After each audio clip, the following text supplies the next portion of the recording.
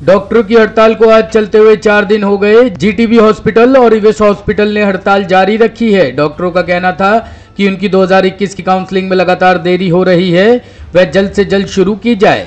हड़ताल के बावजूद इमरजेंसी सेवा लगातार चालू है। डॉक्टर का कहना था कि हमारी इस हड़ताल की वजह से हम नहीं चाहते कि मरीज सरवाइव करे, इसलिए हम सरकार से चाहते हैं कि वह जल्द से जल्द हमारी समस्याओं का समाधान करे और हमारी आवाज सुने। सर, नाम बताइए सबसे पहले अपने और किस हॉस्पिटल के डॉक्टर हैं?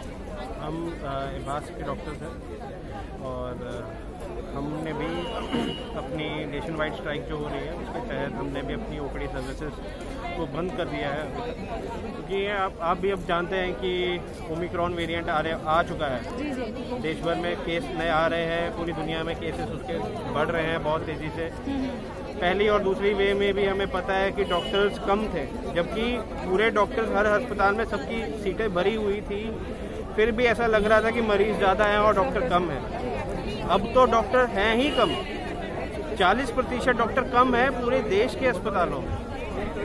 जब ऐसा समय आ गया है कि पूरे देश के अस्पतालों में 40% डॉक्टर और कम है और अगली वेव आने वाली है, तब भी सरकार जाग नहीं रही है और इन चीज़ों को जल्दी नहीं करवा रही है। हमारी सिर्फ यही निवेदन है सरकार से कि जल्दी से जल्दी इस काउंसलिंग को करवाया जाए ताकि जल्दी से जल्दी डॉक्टर्स आएँ। जो 45,000 डॉक्टर देश भर में मरीजों की सेवा करने के लिए इंतज़ार कर रहे हैं, वो जल्दी से जल्दी अस्पतालों में आए, क्योंकि आते ही ऐसा तो है नहीं वो साथ के साथ काम करना शुरू कर देंगे। उनको समय लगता है थोड़ा सीखने में चीज़ों को, हॉस्पिटल कैसे फंक्शन करता है, उनका क्या रोल है अस्पताल में। टाइम से नई ज्वाइनिंग अभी तक नहीं हुई हॉस्पिटल। देखिए, जो एग्ज़ाम होता है नीट पीजी का वो जनवरी में हो जाता है जी।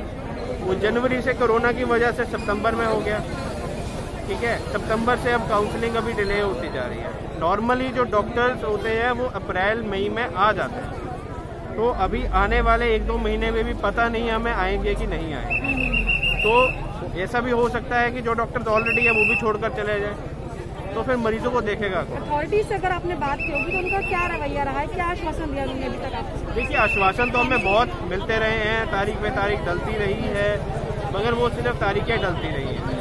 सुप्रीम कोर्ट ने भी ऐसा बोल दिया है कि भाई 6 जनवरी को जाकर इसकी अगली सुनवाई होगी। अब कुछ नहीं कहा जा सकता, फिर सर्दियों की छुट्टियां आ जाए सुप्रीम कोर्ट की, उसके बाद कोर्ट भी बंद रहेंगे। हम नहीं चाहते हैं कि पेशेंट केयर इस हड़ताल की वजह से पेशेंट केयर सफ़र करे, इसलिए हम गवर्नमेंट को, ये सरकार को हम अर्ज करते हैं, हम उनसे बोलते हैं, दरख्वास्त है हमारी कि प्लीज़ आप हमारी मांगे सुनिए। बहुत कुछ हम नाजायज़ चीज़ नहीं मांग रहे हैं आपसे, बहुत ही जायज़ चीज़ है। दोनों तरफ से दोनों पार्टीज का नुकसान हो रहा है। एक तरफ हमारे मरीज हैं जो बेचारे हमारे पास इलाज के लिए आते हैं, वो सफ़र कर रहे हैं क्योंकि हमारे पास इनफ डॉक्टर्स नहीं है उन्हें ट्रीट करने के लिए। लंबी लंबी कतारों में उन्हें खड़ा रहना पड़ता है, उनकी ये पीड़ा खत्म करें। दूसरी तरफ जो बच्चे पूरे साल से 1.5 साल से बेचारे पढ़ के एग्जाम क्लियर भी कर चुके हैं, वो अपने आप को काबिल साबित कर चुके हैं, प्लीज़ उनका और समय बर्बाद ना किया जाए। जल्द से जल्द काउंसलिंग करके उन्हें मौका दिया जाए कि वो इस प्रोफेशन में आके काम सीखें, अच्छे से काम करें और पेशेंट केयर प्रोवाइड कर पाएं। अभी जीटीबी में किन किन सर्विसेज को जो है इफेक्ट हुई है आपकी? देखिए, हमने पेशेंट्स को देखते हुए इमरजेंसी सर्विसेज अभी भी जारी रखी हैं। हालांकि दिल्ली के 3 कॉलेजेस ऑलरेडी अनाउंस कर चुके हैं कि वो इमरजेंसीज बंद कर रहे हैं। हम एंटिसिपेट कर रहे हैं कि उनका जो लोड है, पेशेंट लोड है, वो भी हमारे पास आएगा। इसके बावजूद हम अपनी इमरजेंसी सर्विसेज कंटिन्यू कर रहे हैं, हमने नहीं बंद किया अभी इमरजेंसी। सुनने में आ रहा है कि सर्जरी भी यहाँ पे जो है पोस्टपोन की गई, सर्जरी भी यहाँ पे स्टॉप कर दी गई। नहीं, हम लोग इमरजेंसी सर्जरीज हमारी अब भी जारी है, हम इमरजेंसीज बिल्कुल भी नहीं रोक रहे हैं।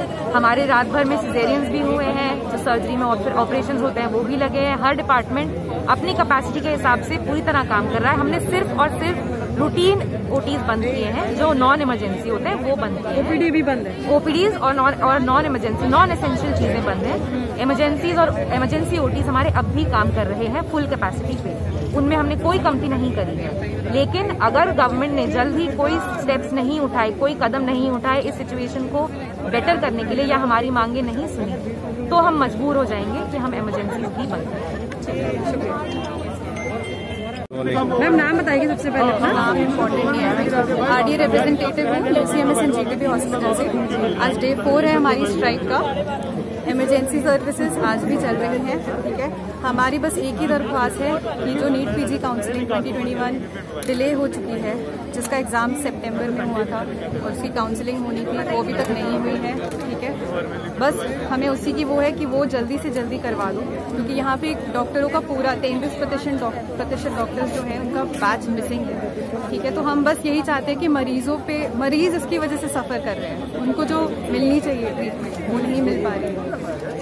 दूसरा हमारा ये है कि कोविड की वेव भी एंटिसिपेटेड है, अभी आने वाली है। ठीक है, जनवरी या फेब में आ जाएगी, तब भी हमारे पास उतनी डॉक्टरों की आबादी नहीं होगी कि हम पेशेंट्स को अच्छे से देख पाएँ। और जो ऑलरेडी जो एस्पायरेंट्स थे, जो एग्ज़ाम दे चुके हैं, क्वालिफाई कर चुके हैं एग्ज़ाम, वो भी इतने टाइम से इंतज़ार कर रहे हैं। उनका भी ये राइट है कि उनको ज्वाइनिंग दी जाए और उनको मौका दी जाए कि वो ट्रेनिंग जितनी जल्दी हो सके ज्वाइन करें। तो बस इसी के लिए हम लोग अपनी स्ट्राइक कंटिन्यू कर रहे हैं। 3-4 दिन से आप लोग स्ट्राइक कर रहे हैं, लेकिन कोई फैसला निकल के सामने आ नहीं रहा है। क्या उम्मीद लग रही है आगे कुछ? हमारी उम्मीद तो पूरी है और फैसला जब तक नहीं निकलेगा हम लोग अपनी स्ट्राइक कंटिन्यू रखेंगे। आज भी हमने यहाँ से मार्च किया और इभास के डॉक्टरों के साथ हमने स्ट्राइक करी है। ठीक है, तो धीरे धीरे अगर हमें और कोई पॉजिटिव रिस्पांस नहीं मिलता है तो हम लोग अपनी इमरजेंसी सर्विसेज भी बंद कर सकते हैं। ये हम अभी नहीं बता सकते कि कब करेंगे। आज शाम को इसका डिसीजन होगा, सिचुएशन को असेस करके हम तभी बताएंगे कि आगे का हमारा क्या पड़ा होगा। टॉप स्टोरी ब्यूरो के लिए दिल्ली से रवि डालमिया की रिपोर्ट।